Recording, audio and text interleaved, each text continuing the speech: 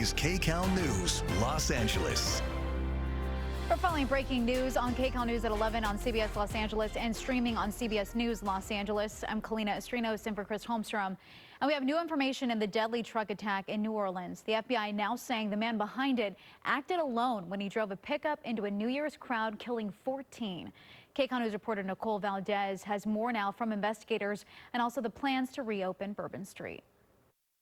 Law enforcement searched the Houston area home Thursday of the driver who intentionally rammed a truck into the crowd in New Orleans on New Year's Day. We do not assess at this point that anyone else involved in this attack is involved in this attack except for Shamsuddin Jabbar. The FBI has identified the attacker as 42-year-old Shamsuddin Jabbar, a U.S. citizen and Army veteran. Court records show he was divorced 3 times in the past 13 years. The FBI says the killer had an ISIS flag attached to the truck. He posted several videos to an online platform proclaiming his support for ISIS.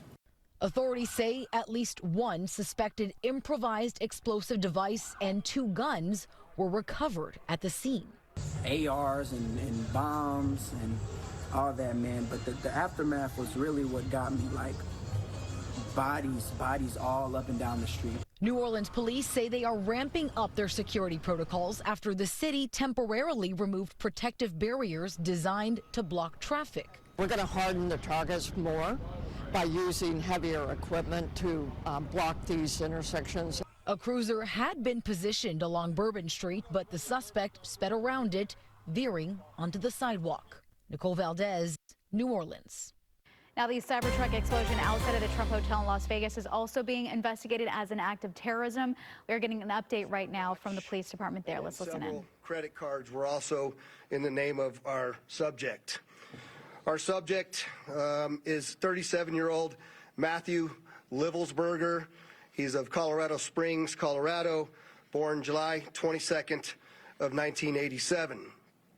Now, as you'll see here on a picture of his driver's license, let's see, the question really still remains for me, and I know that there's a lot of you folks in the media that are identifying this person as the person in our vehicle. As I mentioned to you already, his body is burnt beyond recognition. And I do still not have confirmation 100% that that is the individual that was inside of our vehicle. And so as I'm calling it now, the subject or person of interest, I will not come back until I have the confirmation through DNA or medical records that this is indeed, in fact, the subject inside of the vehicle. Now, further complicating this identification of this individual, we also discovered through the coroner's office that the individual had sustained a gunshot wound to the head prior to the detonation of the vehicle. One of the handguns was found at his feet inside of the vehicle.